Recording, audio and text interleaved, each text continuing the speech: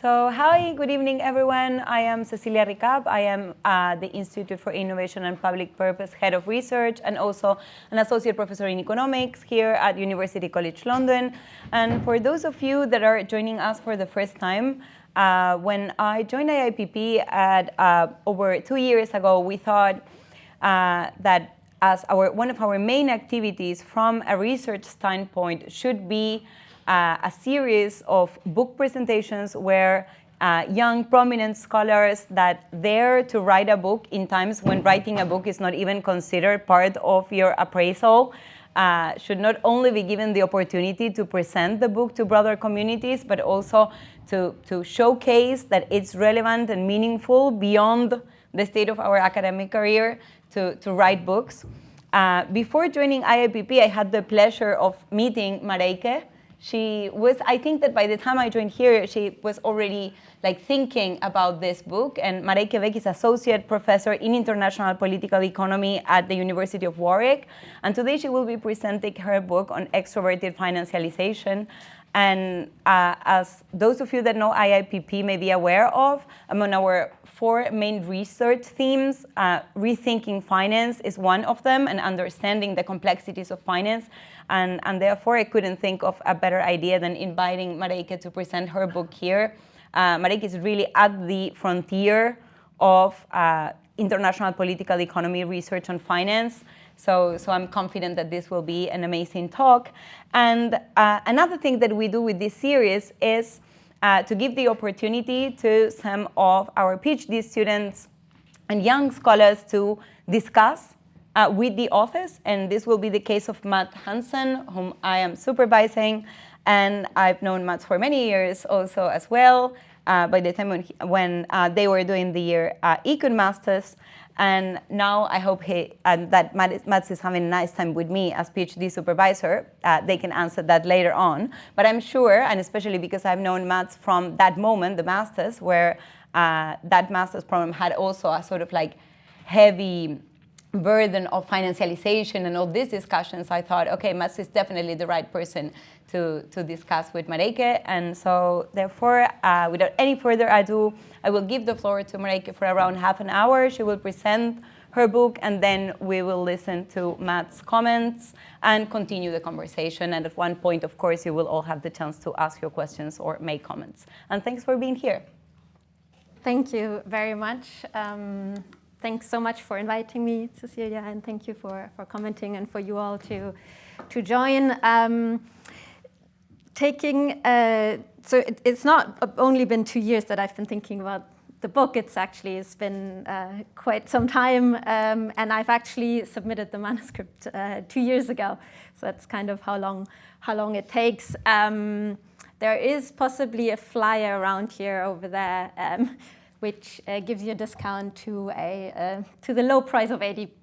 But you can ask your libraries to order it. Cecilia has already introduced me, so I'm just gonna move on. And first, I'm gonna just headline, and the argument of the book is that really German financialization started in the 1960s when US banks' dominance in offshore US dollar markets forced German banks to uproot themselves from their home markets, really relocate their key strategic resources into offshore and finally US financial markets in order to adopt US financial practices. So that's really the transformation of European finance, and that's a process what I call extroverted financialization.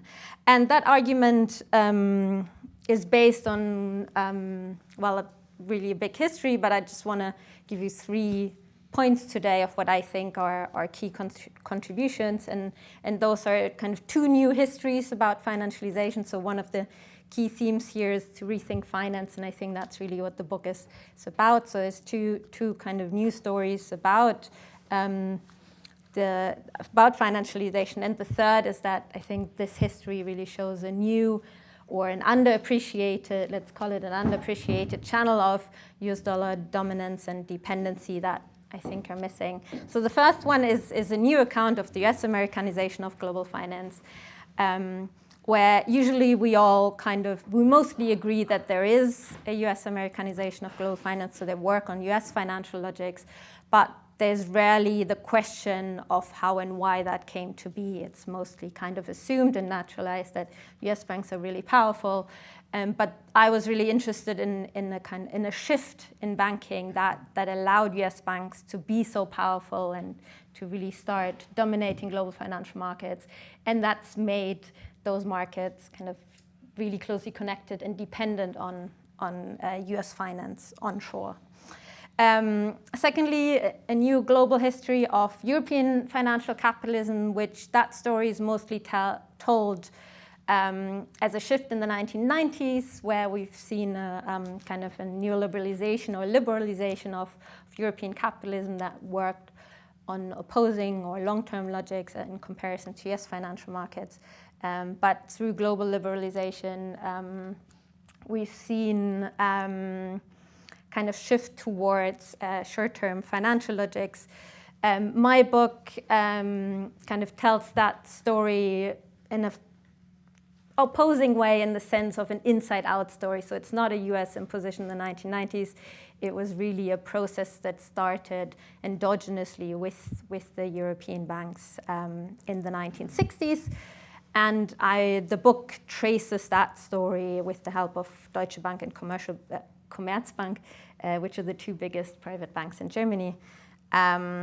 And I think that process, or this retelling of these two financial histories, shows that part of US dollar hegemony, or part of the kind of US dollar dependency that we see in global financial markets, is really closely connected to the nature of banking that has changed in that process. So we usually think of the power of the dollar as derived from its use in global trade, or we look at it from the dollar, the value of the dollar is up or down, and that then we make arguments about its strength. But there's really the nature of finance that really closely entangles US dollar dependency, and that's related to a new funding practice called liability management that I'll explain, that arose in US financial markets in the 1960s. Okay, so that's in a nutshell some of the key contributions of the book and the key argument. I want to start off the talk with what I call the marketization debate. So mostly we understand financialization as the rise of financial markets, but I want to go into why I think that's limited an appreciation of the changes in banking in financial markets that I argue has led to this US-led financialization.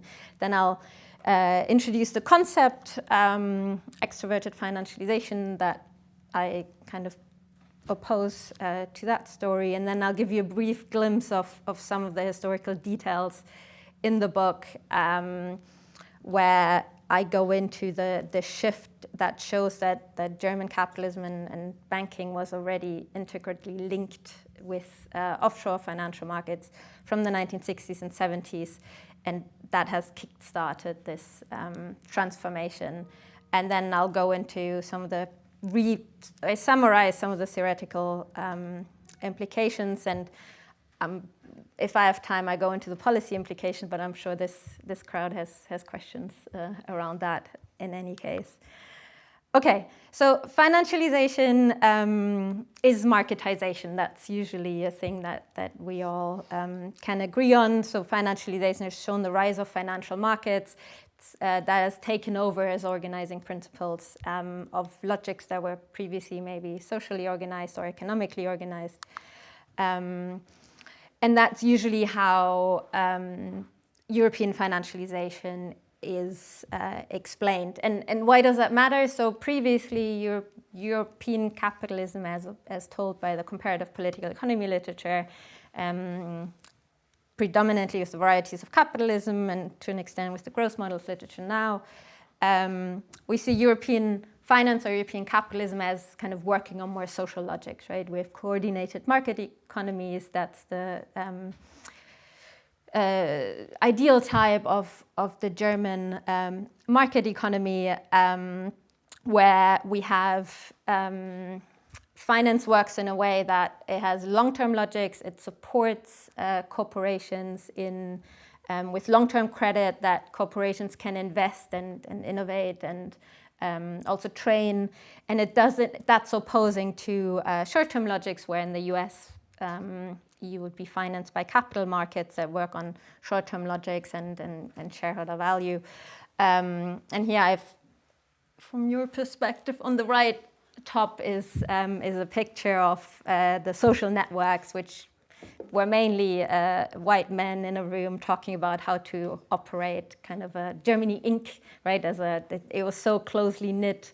The banks had their own personnel in the supervisory boards of the corporations. They were really closely linked together, talked to each other what they wanted to do. And that was important to make sure that the company would repay the long-term loan.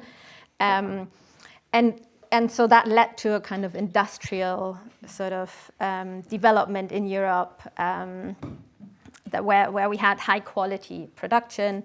And that I've put up a picture from the Financial Times from 23, where the Credit Suisse, when it defaulted, this is very much that story as well, where we had the banks as the guardian kind of angels of the industry. They made sure it worked.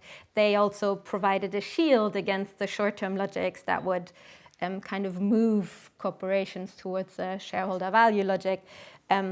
So there were really obstacles against speculation and short-term logics. And we can see some of these debates play out again in the current battle with UniCredit and Commerzbank, where the Italian bank wants to take over the Commerzbank, where the German government is against that because they want their own kind of national bank that can kind of finance the industry. Whether they still do is another question, but there's a real kind of sense of these banks kind of shield against capital markets.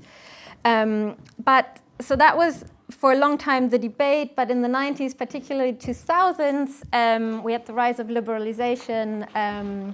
We had lots of kind of policy shifts that allowed capital markets to become part of corporate governance, of corporate financing. So before, it was mainly the banks, and there were a lot of restrictions against other types of finance.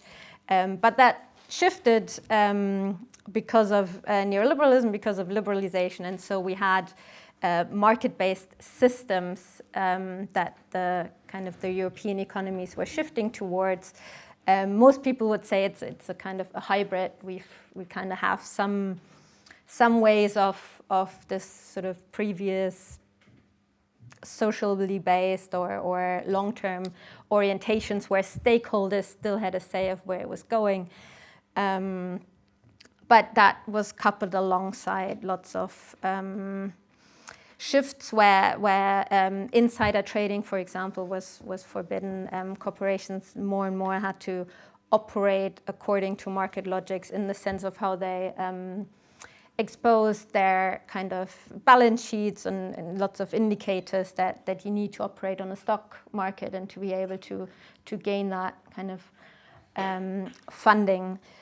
So what the literature argues, we've seen a shift, a marketization shift, and that then raised the question at the time, this was roughly the 2000s, up until the financial crisis, raised the question, well, what happens to the banks then? If the markets rise, that takes the power away from the banks. What are they doing? But what we know now since the financial crisis is that actually banks are still huge, right? The European banks are still there. They're still kind of providing a lot of corporate credit and finance, but they themselves now operate on financial market logic. So, well, we were really surprised after the financial crisis in 2008 that all these European banks had also speculated, were so tightly connected to US finance, that there weren't this bulwark against markets anymore. We now know that at least they didn't actually wither away, but they themselves fund on financial markets. They're not opposed to its logics anymore, right? So in that sense, the conceptual innovation here by David Howarth and Ian Hardy in 2013 was that we have market-based banks. And that's a key term as well in the financial literature, where you have market-based finance in order to kind of highlight that there are really a lot of short-term logics that, and I need to go on, that dominate finance. And you can really see that in the balance sheet. So if here the Deutsche Bank trading and dealing account securities, so from the mid-90s, they really engaged a lot more in trading as opposed to providing long-term corporate loans. So in a way, we can see that shift. Since the financial crisis, it went down. However, for me, that kind of restates the puzzle, because in a way that argues, well, banks are still really big and powerful, but they can't really operate that much anymore. They have to follow market logics. They can't they lost their power, and they can't control credit relations anymore because they have to respond to the market forces that are at hand. And I think that really underestimates the qualitative change that we've seen in financial markets. Because if we think of financialization purely as the rise of market or the arrival of new markets that have previously organized through social institutions, then we kind of miss all these historical market-based practices that have been there in Germany for a long time. So they cannot themselves be seen as a signifier in financial markets. And it also doesn't explain why the European banks struggle so much more in financial markets as opposed to the US banks. So there's a real uneven power relation in financial markets that I think goes amiss if we think of financialization as marketization, or as the rise of markets in opposition to what was previously more social. So in a way, while everyone in political economy would agree that markets are institutions, I think we never really delve into their history and the kind of different contextual constraints and power relations that they show. Okay, so what then?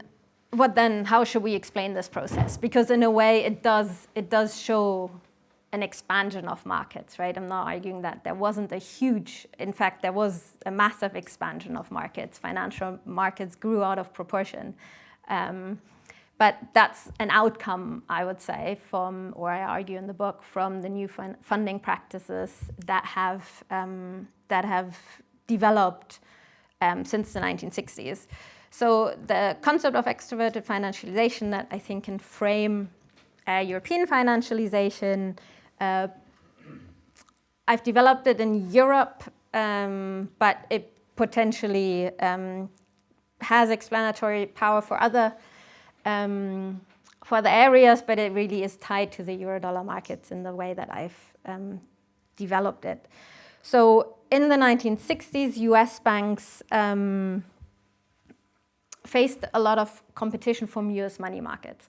So what happened is that the corporations who would normally bank their money or put their money as deposits for US banks, they started to put them into US money markets. So banks really struggled to fund their deposits and to fund their assets. So what they did, they weren't allowed to raise interest because there was really regulatory, there was a lot of regulatory constraints in the US rather than being a liberal market as we often see it. So they weren't allowed to raise interests to re-attract the deposits, so they themselves had to go to US financial markets.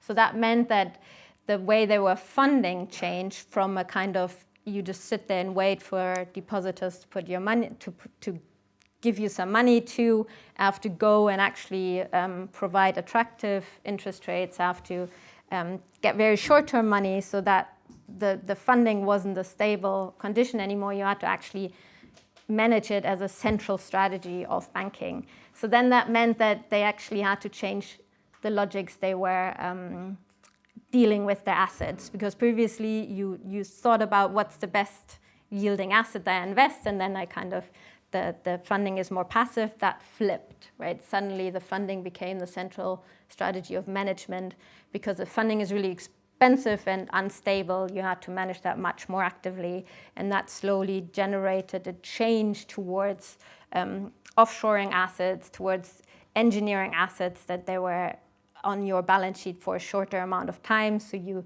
didn't need as much expensive funding. Now, that was the 60s, 70s, 80s, and we're still dealing in this kind of very active, very short-term management of the funding as a key kind of problem. Now, why is that relevant for European banking? Well, at the same time, in the 60s, we had a huge offshore financial market in Europe. It's called the euro-dollar markets, and that was developing partly also to fund the internationalizing European industry. And here the US banks were really outcompeting the European banks. So they were really struggling, and they were really annoyed at that. It's quite funny to follow the discourses of these big banks that were really angry that the US banks were kind of being on their own home turf and outcompeting, taking away what they thought were their own corporations. And so then that triggered, this is, the first kind of trigger for the European banks, that they also needed to go offshore to get more dollars to be able to compete with US banks, to keep the credit business with their corporations. That wasn't enough, however, because US banks were really skillful with these practices to tap US money markets, and it made them really powerful, really flexible. They were able to raise huge amounts of money that the European banks had no idea how to do, and they were really trying to kind of catch up with that.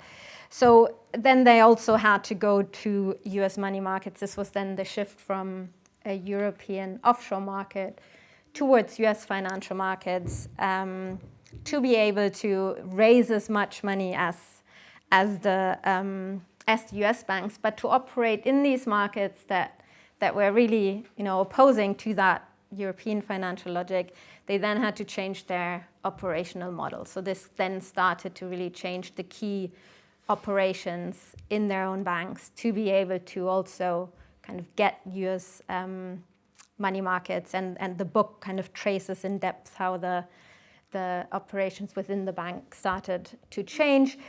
And then that created in different, so not, they changed in different kind of quantities. So the Deutsche Bank, it was a lot, for Commerzbank less so, but then that created, and this is the fourth feature, new problems where you had kind of opposing logics within one business model, and we can see that kind of tension play out in the back and forth where the European banks try to go to US financial markets. They kind of burn their feet, or it gets too expensive, and then they distract again. So since the financial crisis, they've really tried to make that work, but it didn't. At the same time, because of the way they've kind of changed their operations, they're still sort of dependent on US money markets and the euro-dollar markets. So that's the concept. That's the kind of based on that history from the 60s to mainly the financial crisis, and then the outcomes afterwards. But to give you a bit more of a precise kind of glimpse of why I think it's important to really look into the changes within financial markets and the precise financial practices that have been developed, I want to go briefly into a kind of a global history of German capitalism, where I go, in the book, I go back to the kind of 18th century Pfandbriefe and housing finance, and because that's sort of where asset-backed securities were developed. So Pfandbrief is an asset-backed security. We call that covered bond in England. And what I found really interesting was that German finance was much more market-based in their housing finance in comparison to the US up until the kind of the 1930s. So for me, that really shows that it wasn't the presence of market-based practices, but the kind of what kind of practice is it, and how can you fund it, what does that allow you to do, and where we can really see where the shift happened, where German so Germany didn't financialize, right? At the time, it was in the US.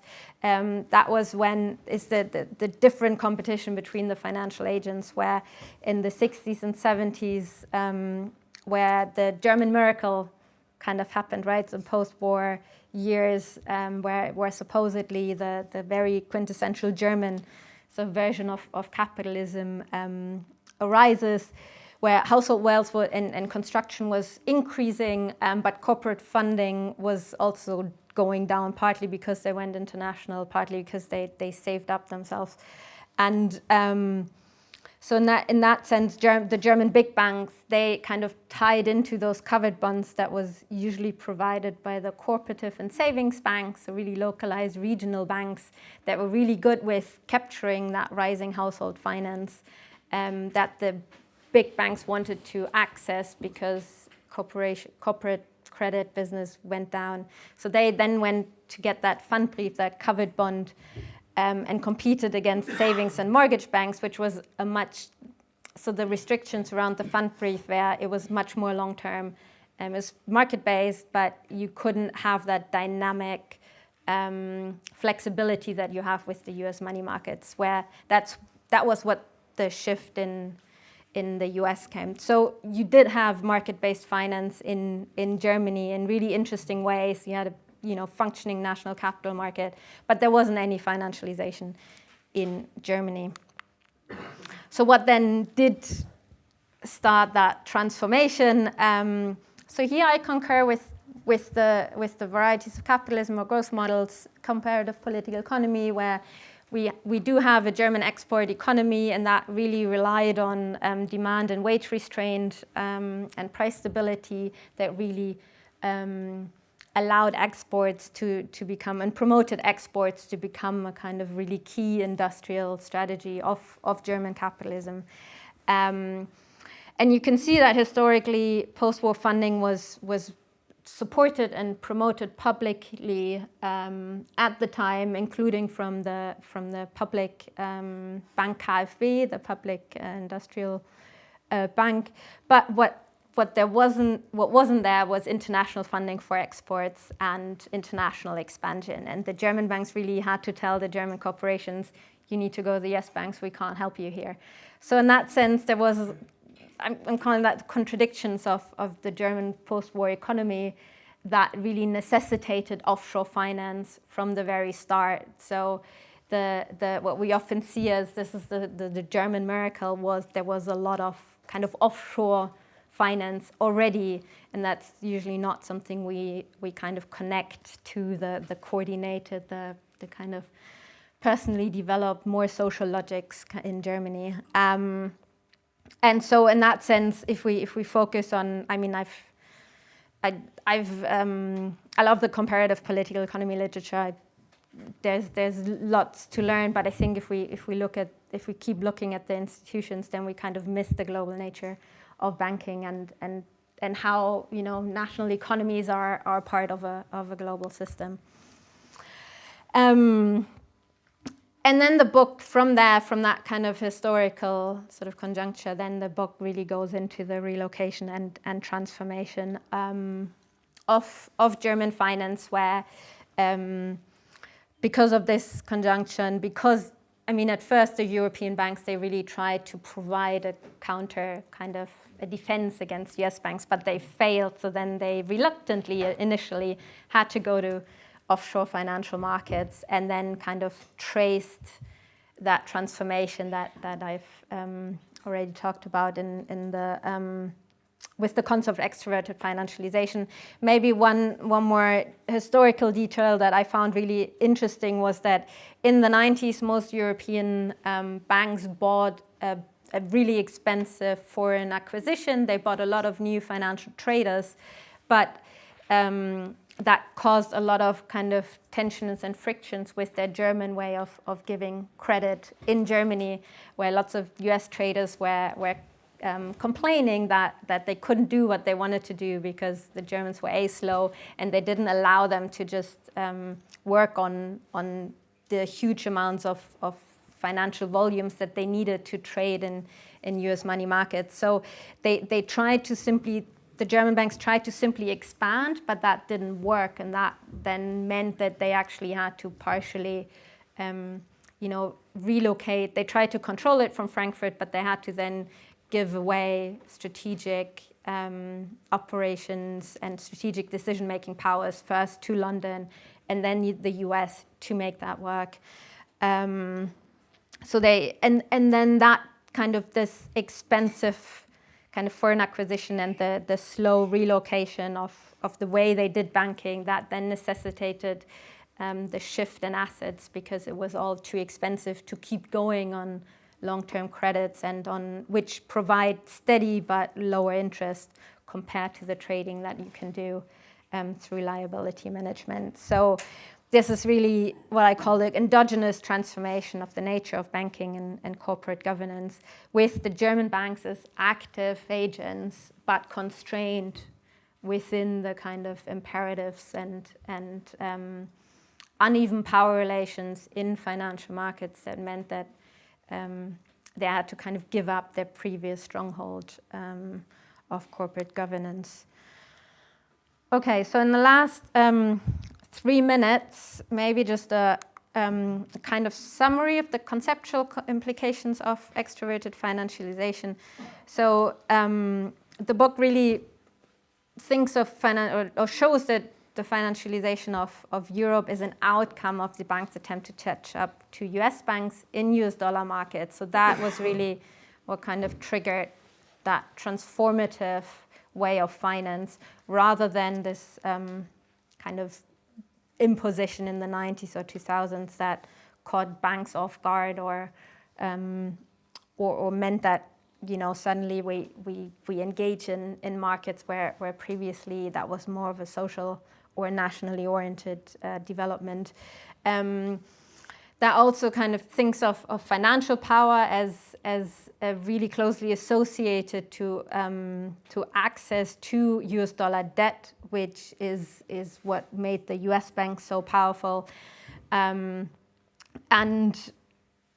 that's the practice of liability management, so the ability to really dynamically manage your funding in all sorts of ways that allowed US banks to leverage, and the European banks in the 2000s to also leverage to the extreme, to devastating consequences. A third one is that institutions really matter, so it's not just markets. Okay, everyone can get a foreign exchange, of course, and therefore swap into dollars. So what am I talking about with the constraints? But it really works to the advantage of US banks, who get all the institutional support, that they're closely connected to US money markets. Their kind of financial practice, liability management, arose organically with US money markets. And to an extent, the Federal Reserve does provide lots of dollars to many other countries now. So in a way, they do, if they need, they do get the dollar, because otherwise we'd have bigger crises than we've seen. At the same time, we do see geo-financial discussions now where people are worried, will we get all the dollars that we need in order to wither away the next crisis? And so in that sense, the book, I think, really shows an underappreciated nature of banking that's really important for US dollar hegemony and finance. And I'm out of time, so I stop here, and feel free to ask me about more policy implications. And yeah, thank you for being here and listening to me, and look forward to the process.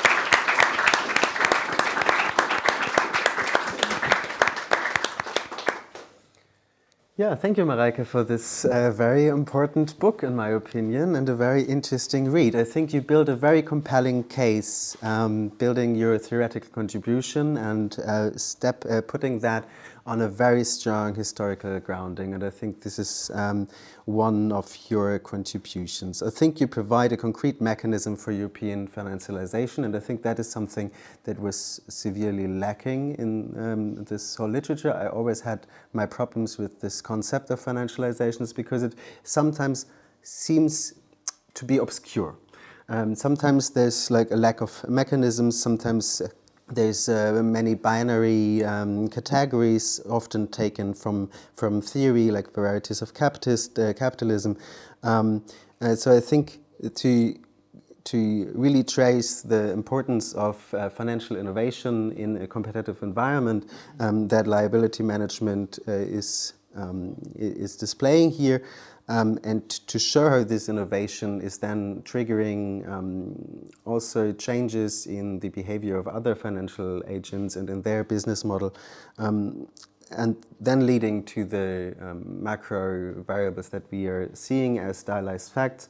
I think this is a very good and the core contribution. And despite that, you also make this point of how important history is. And I think this is something severely underappreciated in in the economics discipline, and is something that is definitely needed. So I think this methodological intervention that you're making, that we need to actually look at the history, and we need to look at documents, and we need to look at archives, and you need to understand how these mechanisms actually unfolded in reality. I think that's your second very important contribution, in which I think many authors should take some example in and enrich their very important theoretical and also empirical work with more qualitative dimensions. And I think that is really where you put the focus on. And what you achieve with that is you provide a very important piece from my perspective on the long-run problem that the European Union and Germany is facing currently. So together with outsourcing and the German wage constraint, I think this is one of the missing pieces in understanding the issues of our time, and especially in the European Union, to have a banking system or a finance system which is which has inherited their dollar dependence from previous to the introduction of the euro,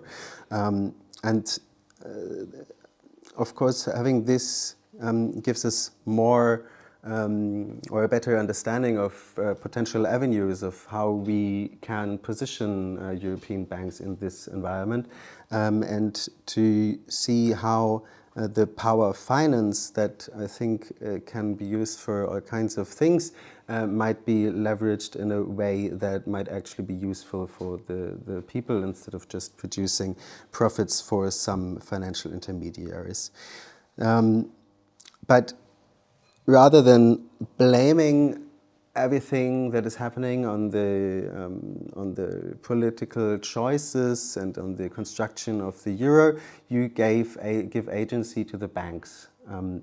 You really positioned them inside of this debate as actors that do have a strategy and that take decisions that make us that brought us into this situation in which we are relying on the US system to fill finance gaps, and to necessitate or to be able to compete in this international production environment. So it is basically also the struggle for financial sovereignty in some senses that you touch on there. And so extroverted financialization becomes this deep foundation in how we must perceive the European economy from now on, in my view. But that also, of course, leads me to some questions or some things that I would like to discuss with you, where I would be very interested in your opinion. If you say that banks regain this agency in your model, then they are actively co-shaping as well the regulation and the regulatory framework. So there's kind of a story of financial innovation, competition, and strategy that is added to the financialization framework. But on the other hand, that also leaves a little bit the question: what is the counter-agency of the state?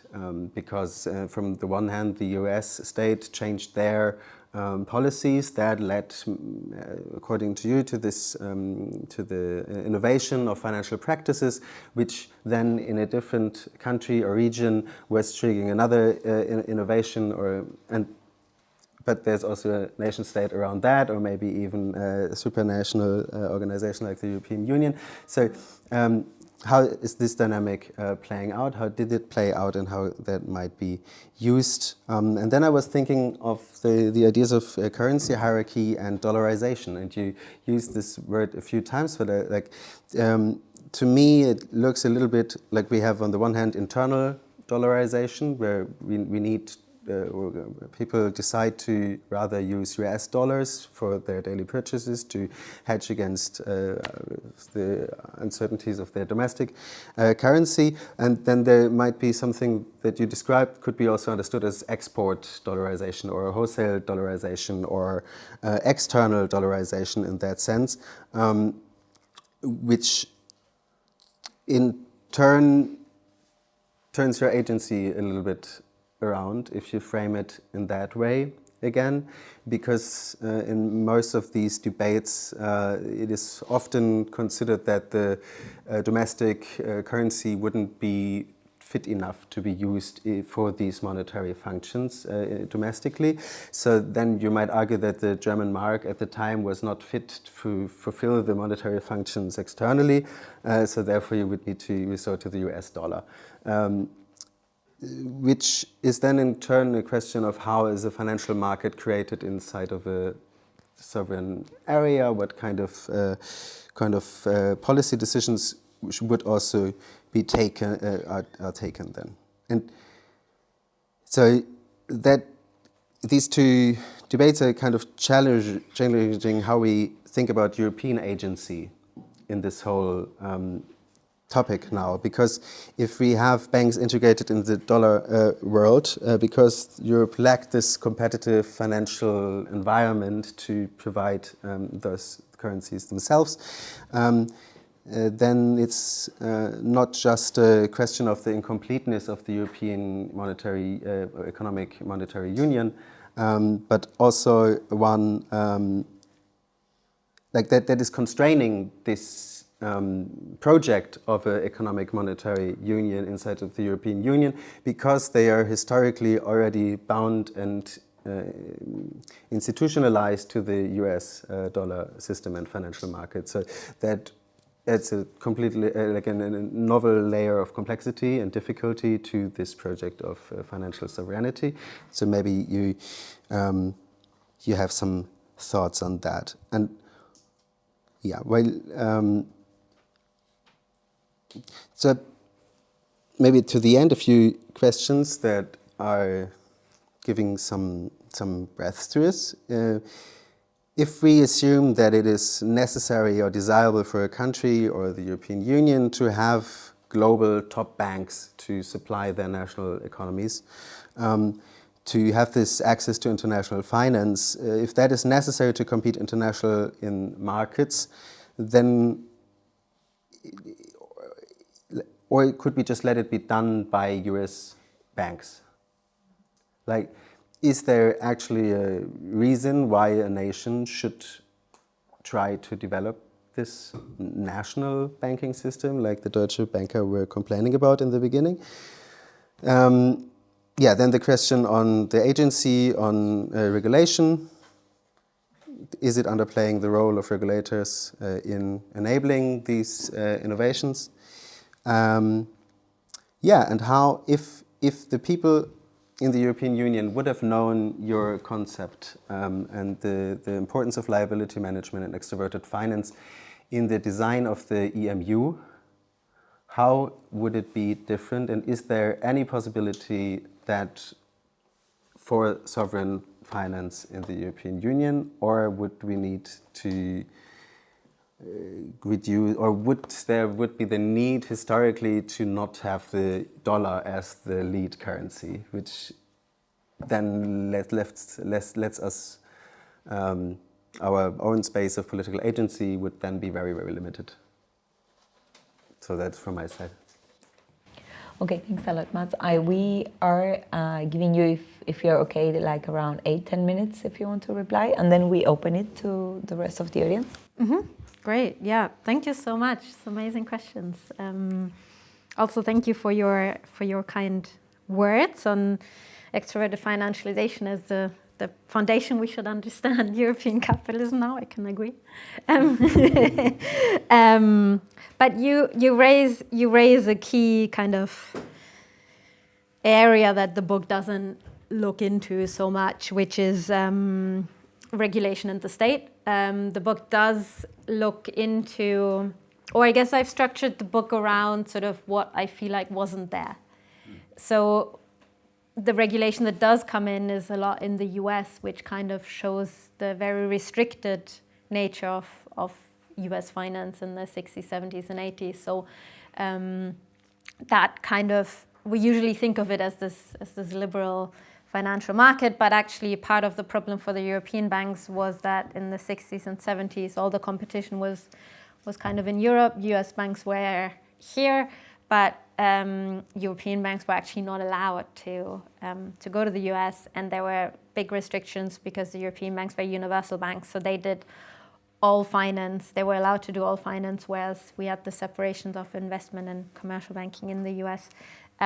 So that led them to actually construct a lot of the euro-dollar markets, the offshore kind of networks. So that was kind of, that's one story of the regulation. And the other is that the Bundesbank, and that really is not very much part of the book, because that's often that's a lot more well known, the kind of the restricted nature of for capital markets in German finance, and the Bundesbank was very much opposed to all that offshore banking, which meant that they were publicly opposed to all that offshore banking, that because it meant that they couldn't monitor as well, right? If the banks do stuff off balance sheet in Luxembourg and London, then that also caused not only does the Bundesbank not know what's happening, it's also that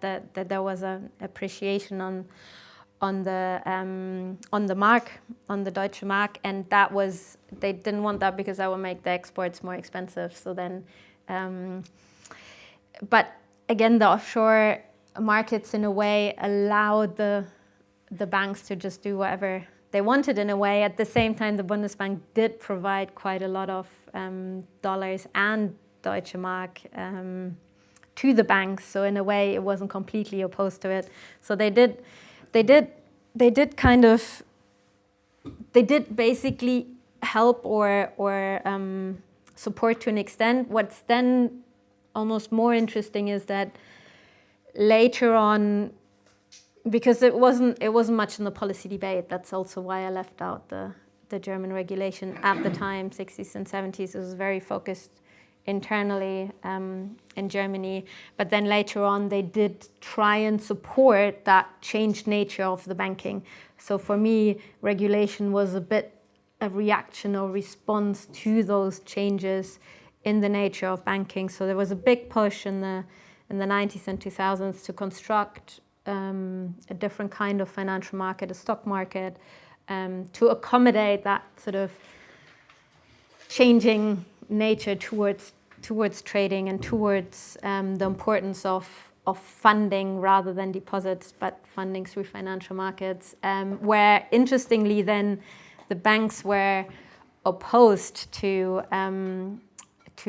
generating a similar type of money market in Germany because they feared competition. So in a way, the German banks domestically were quite happy that initially there wasn't a change in regulation towards the practices that would allow US banks to live out their advantages, because that gave the German banks a kind of that would reduce the advantages that they've had, right? They were quite powerful historically in Germany. So in that sense, they initially, up until the 2000s, often lobbied against some of the pushes towards financialized kind of finance. So in a way, for me, regulation then is sort of often a reaction towards the changes in finance that were triggered by this kind of logic of extroverted financialization. But you're very right, the book mainly focuses on these banking... It goes kind of in one direction, right? From the US to the banks, to the German banks, to the regulation in Germany, right? It's like, yeah. Okay, so if I understand the next question correctly, so in a way, I mean, there is a lot of dollarization exports already. We have a huge dollar market, so how much agency really is there if there's already such a big dollar market? And for me, that's why I call it an extroverted financialization, because there is a lot of agency within the constraints, right? But what I find historically, and why I find the importance, it is so important there's an importance for historicization of what they were doing. They did actually try and almost succeeded in providing an alternative way of providing finance for the European industry. They tried to do kind of a European Börse network that would have funded a lot of the international exports and other multinational corporations. They also then on the Eurodollar markets tried to build club banks.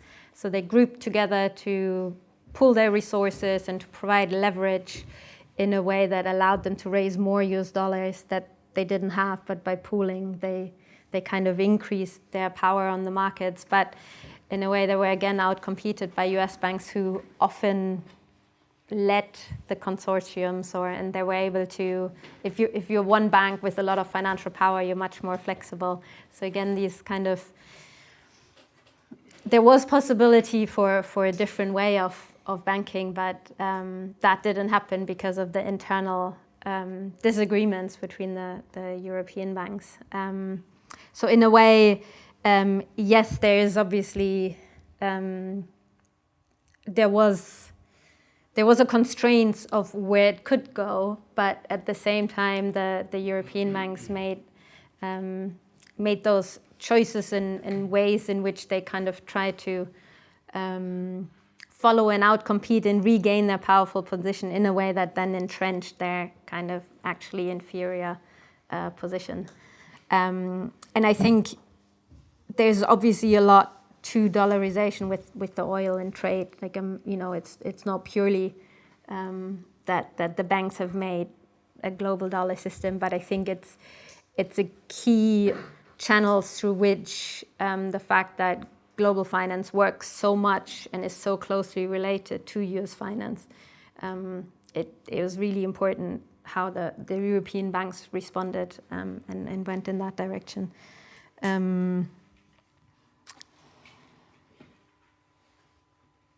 What does that mean for financial sovereignty in Europe, and do we need national champions? Or European champions. To keep financial sovereignty in a way. Or to provide the funding for the firms that are needing it.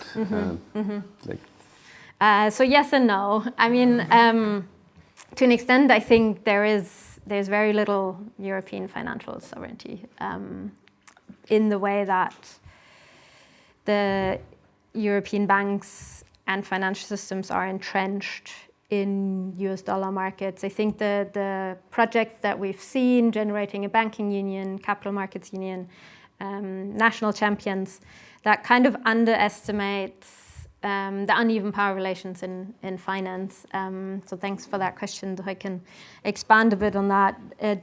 We often think of, it just needs to be big, right? We need big financial European champions or national champions, and then they can wither the kind of, the speculative bouts, ups and downs of markets in a way to provide industrial finance. There's two things of that. One is that size doesn't necessarily mean you're powerful in financial markets. So if it is about access to US money markets or raising debt, then you can be fairly little if you've managed the art to leverage. So often smaller financial agents make a lot more profit, for example, than bigger ones that just have a lot of assets. So it's really about how you are able to manage that. It's obviously easier not to be bought up by others, or to, if you have a lot of assets, then you can definitely make something with that. So size is important, but not necessarily the most important one. And the second one is that this history really shows that they're not necessarily so concerned. These banks that we think of the social kind of guardians of the industry, they're not necessarily concerned that the economy works for economic or social needs. These banks were interested in making money for themselves in competition with US banks that were making a lot of money, and they wanted to do that themselves. So in a way, we can't really rely on these. If history is anything to go by, we can't really rely on them to kind of save us for the climate or the economy. So in that sense, it's a bit of yes, it'd be great if we had a lot of finance power, so we could have an energy transition, or we could have an economy that works a bit better. But we can't rely on them. That history shows that we can't really rely on these banks to do anything about that. Is that? Yeah, okay. So let's open it up. Let's start collecting some questions from those here. Fotis, of course, but I will give the floor first because he did the sign first. Go ahead. My question relates to one of the statements you made about the endogenous nature of the transformation. I'm not a big one on words, but I think endogenous means... I'm sorry, can you also introduce yourself? My name's Colin Munsey. I'm an architect and UCL graduate from the planning department, yeah. I understand that the nature of endogenous means essentially information that's coming from within the system, not from externalities, yeah? And I see that as a problem because if your information is totally endogenous, what other references, how are you going to relate to the rest of the economy or the rest of society in general? And I think you would get Joseph Stiglitz and a few other people would be commenting on this sort of thing when they worked with the World Bank. But the problem is that when it's totally endogenous, maybe you get situations like we've got now in the UK, where you've got people like Twitter are paying 0.4% corporate tax, Netflix are paying 0.5% corporate tax, and then of course we're all paying the rest to bring up the system as individuals. That can't be right. And so basically what we're doing is abrogating all our decision making to some corporate entities that are way beyond the political sphere. That can't be right. And I think that concentrating on the endogenous nature of any system is a problem, because you need to relate to the human qualities of some of the things we do. And I've had this argument with some of my flatmates. He says, oh, you're conflating issues. But that's what the world's like. It's a series of conflated issues, yeah? So I will collect a few more questions. Professor Fotis Lisandro. Well, a comment. Fotis, you can make a comment. Professor Lisandro can make a comment. Okay. I thought your explanation of liability management was excellent. The problem I have is describing that process as an American creation, which is then copied by Deutsche Bank and others. And that goes to the heart of your thesis of extroverted financialization. But in building up that case, you look at the impact of Regulation Q in the 60s on US corporations. What you don't look at least from your presentation, is the impact on US households. US households, as a result of Regulation Q, started to shift their savings from banks to money market mutual funds. Mm-hmm. Now, if we go to Europe, we find the same process driven by demographic change, population aging. As pensioners grow live much longer, they become more yield-oriented. So they're taking their savings out of banks and into other money market instruments. That gap on the liability side of European banks, British, German, and so on, meant that there were pressures to go to liability management. What I'm saying is that there are underlying global pressures pushing for liability management. American banks may have been first to respond. German banks come second. But that doesn't mean to say that German banks are copying the American invention.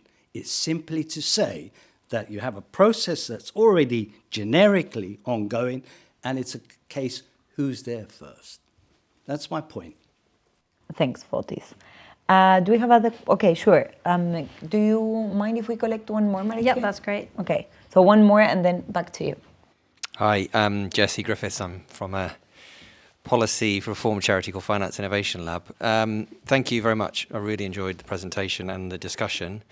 I wonder if you could give us a sense of the scale of this process. I'm thinking about two things you said. So one is, you said in Germany now there's still a hybrid system, so you've still got large elements of the old longer term type of approach. I'm just wondering, like, what proportion of the system feels more like the old system and what proportion feels more like the market system. And then the same question historically, like it may have started in the 60s, but was it small, growing, and then really expanded in the 90s, or just some kind of feeling of how this developed from a scale perspective? Thank you. Back to you. I think they get the mic. Yeah.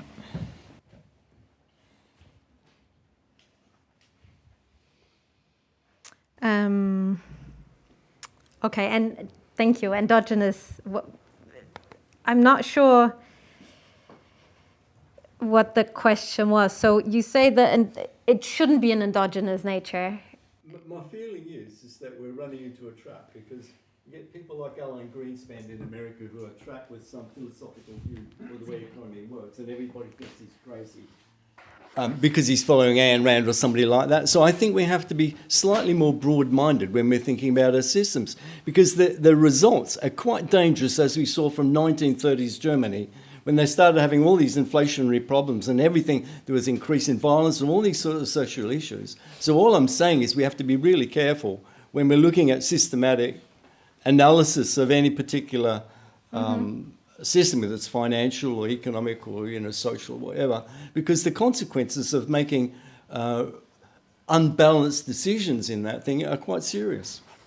Yeah, and I think, so for me, looking at the endogenous transformation of financialization, so kind of tracing this large-scale macro development of financialization that we have, right? These massive financial markets.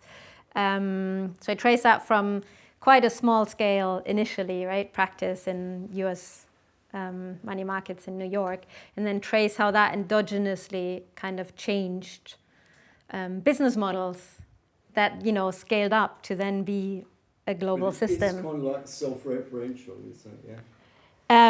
In a way that kind of, one change within that kind of led to the next change that had then a global transformation within that. I think it's important to look at the endogenous nature because a lot of these real big financial problems that we see, they're often either blame, like Europeans love to blame US finance for kind of internal problems, and they love to, in EU discussions or generation of the euro, or we try and rely on a European way of finance, on European banks to generate or make a better kind of world in comparison to the US, but then showing that actually European banks in themselves endogenously were already tied to and related. I'm sorry. We need to really move on to the other questions, because we also have questions online. Okay, let's go. Fotis, thank you. I think so. I guess what I'm showing and arguing, and I haven't mentioned households in the US in the 60s. Yes, they also transferred their money, but the corporations at the time, that was the bigger scale. but households definitely also shifted.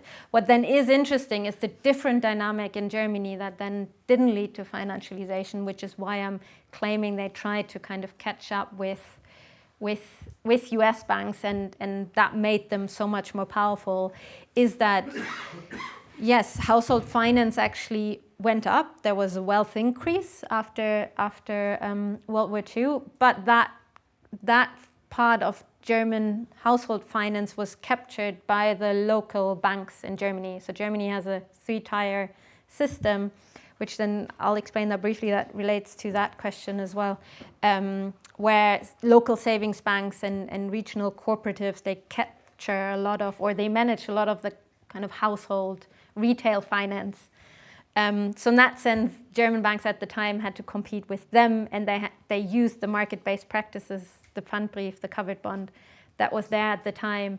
But that didn't mean that they changed any of their systems in a way that the US banks did, which is what gave US banks that kind of huge advantage in practice to leverage and outcompete European banks. So in that sense, this global kind of transformation of increasing household wealth was captured and fed into financial innovations in a different way, depending on context. So a sense of the scale of this transformation. So I think for the big banks, that's basically that's huge. They're all tied to US money markets and the Eurodollar markets, and they can't really kind of get out. I think qualitatively the scales also, we can see that in the way that we're trying to generate a capital markets union that tries to implement securities as a way of financing SMEs, small medium enterprises, in a way that previously relied on bank credit, but now we're turning it into asset-backed securities, which works on the logics that traditionally, historically, US banks dominate. So even within the kind of changes in finance that we're trying to do in Europe is then helping or making a financial field in a way that kind of entrenches these transformations. There are, though, in Germany specifically, there are still like local savings banks and cooperatives that provide the sort of more traditional credit relations. But the financial crisis has also shown that the bigger ones were all, they all participate and made a lot of losses. What they currently do, with how much they're sort of dependent, I would have to look that up. But yeah. So we can go to another round of questions. Maybe if we have some questions online, we can first give the floor to Giovanni so that he asks the questions on behalf of the people online. And if we have any question here in the room, in particular from women, I would like to add that question also to the same round. Hi. So I'm collecting the questions online. There's basically 2 questions, but there are really 3. The first one is, how would you define financialization? Because you said that in Germany, before these processes started, there was almost no financialization. So is it a matter of degrees of financialization, or how you define this financialization? The other question is, if US dollars are required because of capital equipment exports, or in general, capital equipment and raw materials that are priced in US dollars. So that's if that is the case, what is the implication in the future if such exports and capital equipment raw materials are priced in renminbi, which the Chinese government and others are trying to move towards? Do we have any other question here on the floor? Okay, we can go with those ones. Mm-hmm. How do I define financialization? That's a good question. So for me, it's really US-led financialization. So that's really a key aspect, and it's the growth of an onshore US dollar markets. So and then the book really looks at the sort of changes within finance, right? So often financialization we see as a process where financial markets grow into other areas. So they take over corporate logics, they take over social logics, welfare, pensions. But what interests me is really the kind of the financial innovation. So in a way, the rise of liability management. And if I really have to pin it down very small concretely, then it would be like the rise of US dollar liability management. And then the second question, thank you. If US dollars are required, if trade changes or commodities change towards renminbi, then we'll I think. So two things on that. So that people are trying, and we see that growing. What happens in the future, we don't necessarily know. It's not on par yet. In comparison, dollars are still the dominant currency, and I do believe that that's going to continue for quite a while. I think what my book really adds to this is that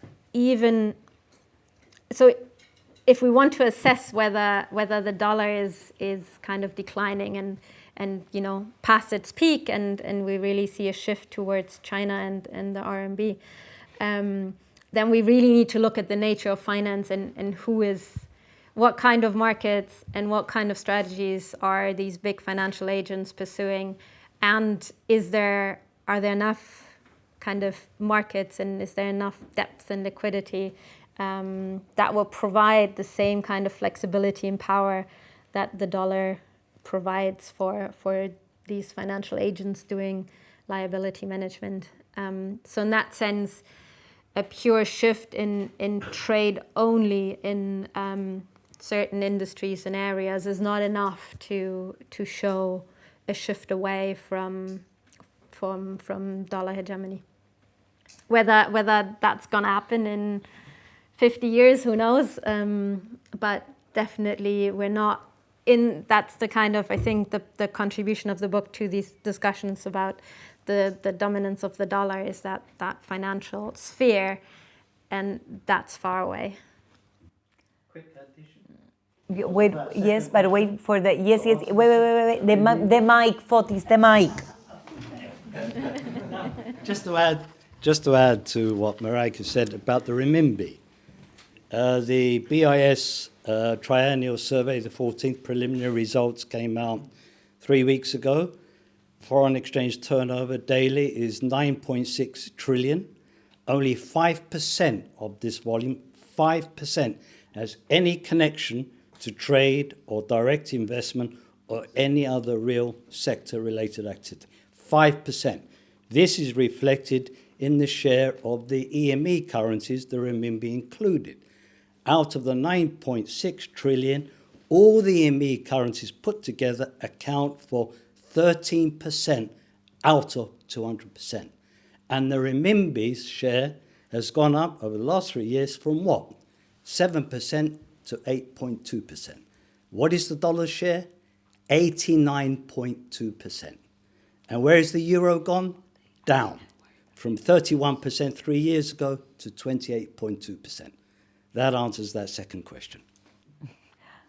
We will give the floor back to Matt and Marijke for final words, and then I will close the session, unless there is any other pressing and short question in the room.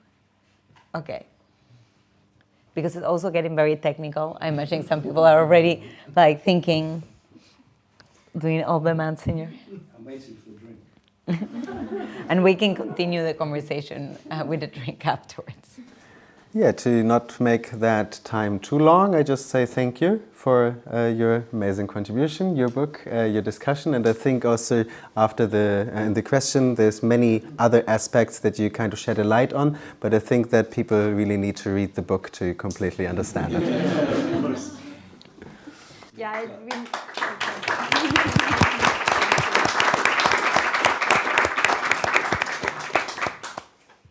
Yeah, it remains to say thank you for your discussion. Thank you all for coming, and I hope we can discuss further with a drink. Absolutely. Outside. Thanks a lot, both of you, everyone, for being here.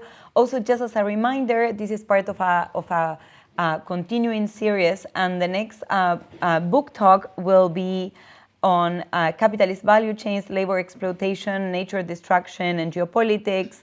And Benjamin Selwyn, one of the two authors, will be here with us on January 28th, 2026, which seems to be very further away, but it's just around the corner. Thanks a lot, everyone, for being here, and have a good evening.